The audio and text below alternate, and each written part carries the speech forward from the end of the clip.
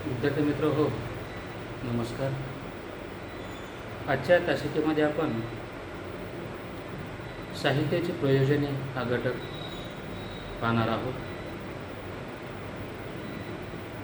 यामध्ये मम्मट यांनी सांगितलेली साहित्याची प्रयोजने या संदर्भातील विचार या पूर्वीच्या तासिकेमधून आपण केलेला आहे. मम्मट यांनी जे सांगितलेली साहित्याची एकूण 6 प्रयोजने आहे, त्यापैकी पहिल्या प्रयोजनाचा विचार आपण सुरू केलेला आहे. त्यामध्ये पहिलं प्रयोजन हे यश किंवा यालाच कीर्ती असं या ठिकाणी म्हटलं जातं. यामध्ये आपण पाहिलेलं आहे की जेव्हा एखादा साहित्यिक साहित्य निर्मिती करतो त्यावेळी त्याच्या मनामध्ये अशी एक सुप्त इच्छा असते की आपण निर्माण केलेली साहित्यकृती ही प्रसिद्धीस यावी, आपला नावलौकिक वाढावा, साहित्यिक म्हणून आपली चर्चा व्हावी, अशी त्याची एक सुप्त इच्छा मनामध्ये असलेली दिसून येते. कथाकार, कवी, नाटककार, कादंबरीकार यांना अशी लोकप्रियता मिळालेलीही दिसून येते. अगदी पहिल्या साहित्य कृतीच्या निर्मितीवेळी प्रत्येक साहित्यिकाच्या मनामध्ये अशी सुप्त इच्छा असण्याची शक्यता असते किंवा ती अशी इच्छा असणे साहजिकही वाटते. म्हणून मम्मट यांनी जे साहित्याचं पहिलं प्रयोजन सांगितलेलं आहे, यश किंवा कीर्ती, या प्रयोजनाचा जर विचार केला तर हे प्रयोजन आपणास लेखकनिष्ठ प्रयोजन म्हणून सांगता येईल किंवा यश या प्रयोजनाचा विचार लेखकनिष्ठ दृष्टिकोनातून करणे गरजेचं आहे, आवश्यक आहे. तर या पुढील जो भाग आहे, या प्रयोजनाच्या संदर्भामध्ये साधक बाधक चर्चा करत असताना असं आपल्या लक्षामध्ये येईल की लेखकाच्या मनामध्ये प्रसिद्धीची भावना सुप्तपणे घर करून असली तरी केवळ हेच प्रयोजन डोळ्यासमोर ठेवून साहित्य निर्माण करतो असे म्हणता येत नाही. तर प्रत्येक साहित्यिकाच्या मनामध्ये आपणास प्रसिद्धी मिळावी, आपला नावलौकिक व्हावा, अशी त्याच्या मनामध्ये सुप्त इच्छा असली तरी प्रत्येक साहित्यिक हीच इच्छा मनामध्ये ठेवून साहित्य निर्मिती करतो असे म्हणता येत नाही किंवा म्हणता येणार नाही. त्याच्या मनामध्ये जरी अशी इच्छा असली तरी देखील केवळ प्रसिद्धी मिळावी याच उद्देशाने तो साहित्य निर्मिती करतो असे आपण म्हणू शकत नाही किंवा असे आपणास म्हणता येत नाही. काहीच्या बाबतीमध्ये असेल किंवा काहींना असं वाटूही शकेल, पण प्रत्येक साहित्यिकच केवळ हीच भावना मनामध्ये ठेवून साहित्य निर्माण करतो असं म्हणता येणार नाही. तसेच साहित्यिकांनी केवळ प्रसिद्धीसाठी काहीतरी लिहून वाचकांच्या समोर येण्याचा प्रयत्न केला तर वाचक किंमत देणार नाही. आणि दुसरीही बाजू जर आपण लक्षात घेतली तर असं म्हणता येईल की केवळ प्रसिद्धी मिळण्यासाठी एखादा साहित्यिक साहित्य निर्मिती करतो असं म्हणता येत नाही. आणि वाचकाला देखील जेव्हा एखादी साहित्यकृती आवडते तेव्हाच तो वाचक त्या साहित्यकृतीला चांगली किंवा श्रेष्ठ दर्जाची कलाकृती आहे, साहित्यकृती आहे असे ठामपणे म्हणतो. आणि उगीचच प्रसिद्धीसाठी जर कोणी लेखन करत असेल तर वाचक त्याला योग्य असा प्रतिसाद कदापिही देणार नाही. कारण एखाद्या साहित्यकृतीचं यश अपयश हे वाचकावर अवलंबून आहे. म्हणून वाचकाला जे आवडेल त्यालाच तो श्रेष्ठ असं म्हणू शकतो किंवा त्याच्या दृष्टीने ते योग्य असू शकतं. केवळ एखादा साहित्यिक प्रसिद्धीसाठीच साहित्य निर्माण करत असेल तर वाचक अशा साहित्यकृतीला आणि त्या साहित्यिकाच्या निर्मितीला, त्या लेखकाला, त्या साहित्यिकेला तो किंमत देणार नाही. एक त्याची उणीव, कमतरता तो त्या ठिकाणी सांगू शकतो. म्हणून एखाद्या साहित्यकृतीला, एखाद्या साहित्य कलाकृतीला प्रसिद्धी मिळणं असेल, लेखकाचा नावलौकिक होणं असेल, हे वाचकावर अवलंबून असतं. म्हणून एखादी साहित्यकृती निर्माण झाली, ती श्रेष्ठ दर्जाची असेल, तर तो साहित्यिक हा आपोआपच प्रसिद्ध होतो. आणि केवळ प्रसिद्धीच्या मागे लागून एखादा साहित्यिक साहित्य कलाकृती निर्माण करीत असेल, तर वाचक अशा लेखकाला आणि त्या साहित्यकृतीला देखील किंमत देत नाहीत, हेही आपणास या ठिकाणी सांगता येईल. त्यामुळे केवळ प्रसिद्धीसाठीच लेखन करणे हे बालिशपणाचे होईल असे वाटते. म्हणून केवळ प्रसिद्धीसाठी जर कोणी लिहित असेल, केवळ प्रसिद्धी मिळण्यासाठीच साहित्य कलाकृती निर्माण करत असेल, तर ते बालिशपणाचं होईल, ते काही योग्य वाटणार नाही असं आपणास म्हणता येईल. पुढे असं वर्णन केलेलं आहे की श्रेष्ठ दर्जाचे साहित्य निर्माण करणारे लेखक प्रसिद्धीसाठी कधीच आसुसलेले दिसत नाही. आणि खरे श्रेष्ठ दर्जाचे जे साहित्यिक असतात ते प्रसिद्धीसाठी लिहित नाहीत, तर त्या साहित्यकृतीमुळे त्यांना आपोआप प्रसिद्धी मिळते. साहित्यकृती लिहिली आणि आपणास प्रसिद्धी मिळावी, किंवा मी जी साहित्यकृती निर्माण करेल ती साहित्यकृती नावाजलीच गेली पाहिजे, केवळ या उद्देशाने साहित्यकृती निर्माण करत नाहीत किंवा साहित्य कलाकृती निर्माण करत नाहीत, किंवा प्रसिद्धीसाठी आसुसलेले दिसत नाहीत. ते फक्त आपला अनुभव, आपले विचार या साहित्य कलाकृतीच्या माध्यमातून चित्रित करत असतात, व्यक्त करत असतात. तो त्यांचा छंद आहे, त्यांची ती आवड आहे, आणि ते आपले विचार, आपले अनुभव, आपण काहीतरी समाजाचं देणं लागतो आहोत या भूमिकेतून ते लेखन करत असतात. आणि आपल्या साहित्यकृतीमुळे समाजाला काही फायदा होत असेल, तर निश्चितच त्या साहित्यिकाचं आणि त्या साहित्यकृतीचं देखील महत्त्वपूर्ण असं योगदान आहे असं आपणास ठामपणे म्हणता येईल. म्हणून जे काही लेखक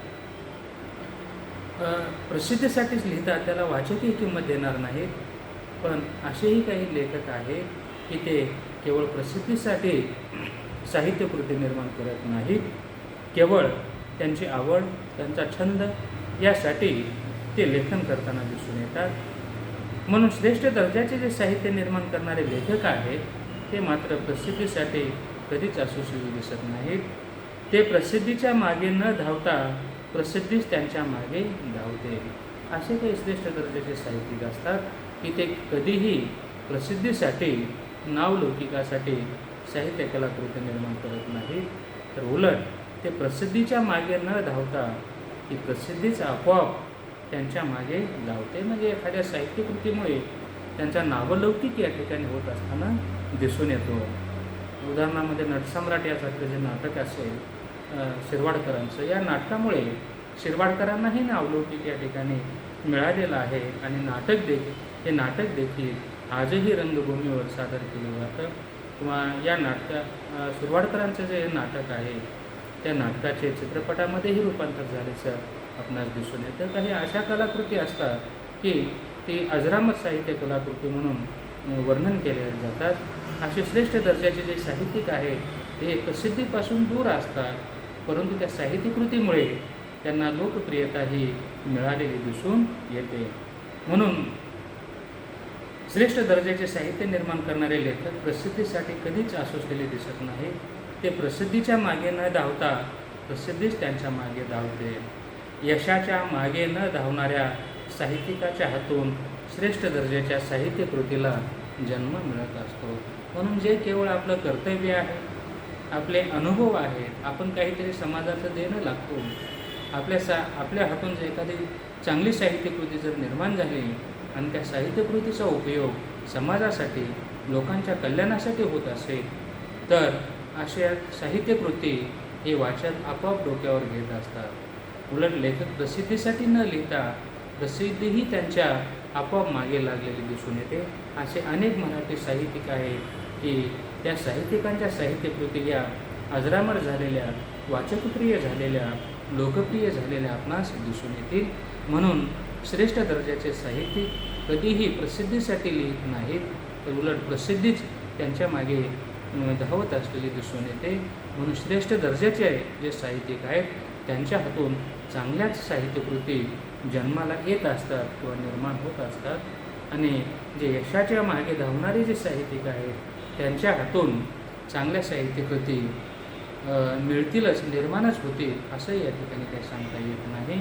म्हणून यशाच्या मागे न धावणारे आपलं काम, आपलं कर्तव्य, आपणास काहीतरी समाजासाठी द्यायचं आहे या भूमिकेतून जे लेखन करतात त्यांना प्रसिद्धीची कसली अपेक्षा असत नाही, यशाची कसली अपेक्षा असत नाही. ते मात्र आपलं कर्तव्य करत राहतात. आणि असे जे साहित्यिक आहेत मराठीमध्ये अनेक असे श्रेष्ठ दर्जाचे साहित्यिक आहेत की त्यांचे साहित्यकृती आजही वाचक आवडीने वाचत असताना दिसून येतात. म्हणून ते साहित्यिकही प्रिय झालेले आहेत आणि त्यांच्या साहित्यकृती देखील लोकप्रिय झालेले आहेत. तुम्ही मराठी साहित्यातील अनेक श्रेष्ठ दर्जाचे साहित्यिक आहेत त्यांची यादी आपण या ठिकाणी मिळवू शकता किंवा पाहू शकता.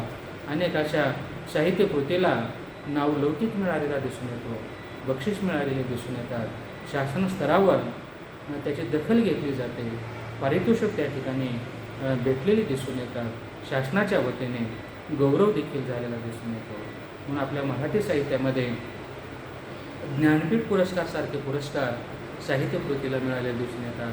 साहित्य अकादमी आहे, असे साहित्य अकादमीचे पुरस्कार मिळालेले दिसून येतात. म्हणून ज्या काही श्रेष्ठ दर्जाच्या साहित्य कलाकृती आहेत त्यांना आपोआप प्रसिद्धी ही वाचकाच्या मार्फत मिळत असलेली आपणास दिसून येते. म्हणून मम्मटाने जे सांगितलेलं यश किंवा कीर्ती हे जे प्रयोजन आहे हे लेखकनिष्ठ दृष्टिकोनातून या प्रयोजनाचा विचार आपण केला पाहिजे. परंतु दोन्ही बाजूने विचार करत असताना असं आपल्या लक्षात येईल की काही लेखकांच्या मनामध्ये, काही साहित्यिकाच्या मनामध्ये आपणास प्रसिद्धी मिळावी असा हेतू किंवा असा विचार असला तरी प्रत्येक साहित्यिक हे केवळ यश मिळावं, आपला नावलौकिक व्हावा यासाठीच साहित्य निर्माण करतात, साहित्य कलाकृती निर्माण करतात असं म्हणता येत नाही. काही लेखकांना त्यांच्या मनामध्ये आपणास प्रसिद्धी मिळावी अशी इच्छा असत नाही, ते केवळ कर्तव्य भावनेने साहित्य निर्माण करतात आणि अशा लेखकांच्या हातून श्रेष्ठ दर्जाच्या साहित्य कलाकृती निर्माण झालेल्या दिसून येतात.